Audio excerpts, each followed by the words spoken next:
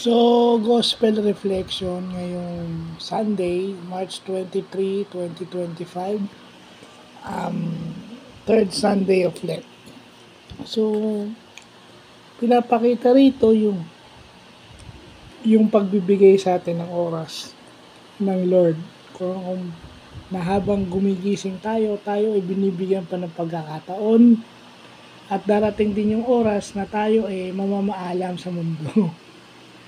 Kaya nga 'di ba sinabi rin ni Father Joel na yung mga santo, yung mga banal hindi sila takot mamatay. Carefree sila. Kasi alam nila na ang buhay nila fruitful. Kasi hindi mo naman talaga alam kung kailan ka mamamatay. Diba? Yung ang tawag nga dyan is thanatology.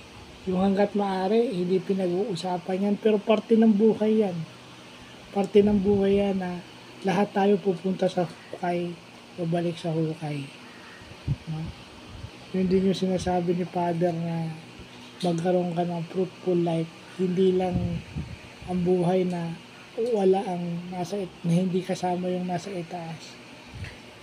Kasi paano ka magiging fruitful ang buhay kung hindi mo kasama yung sa itaas? Yun din, yung pagiging maramot. Yung hindi mapagbigay. Sabi na fruitful life, ibig sabihin, sinishare mo daw yung buhay mo sa iba. You share your resources to other people. Kumain ka na ng kain, kumain ka pa ng tinapay. Yun yung sinasabi. So, yun na yung mga bagay na dapat i-take note. Kahit yung mga alalahanin sa buhay, nakakaraos ka naman, nag-aalala ka pa. At ang masakit doon, yung mga nag-aalala, yun yung malakas magdasal.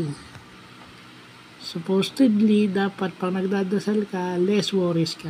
Because you are being protected by the Lord. Kaso, ang masakit doon, kung sino pa yung laging nagro-rosaryo, laging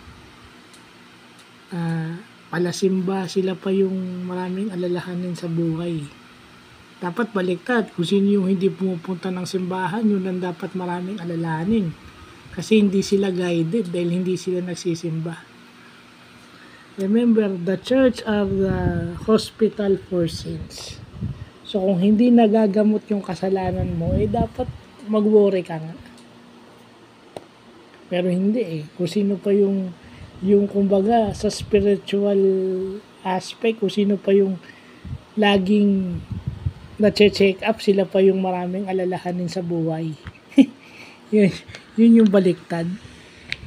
No, so pinapakita lang din doon na tayo ay binigyan ng pagkakataon at dapat yun hindi natin sinasayang dahil darating yung oras na tatanungin tayo, gagawin tayo accountable sa buhay na ipinahiram sa atin.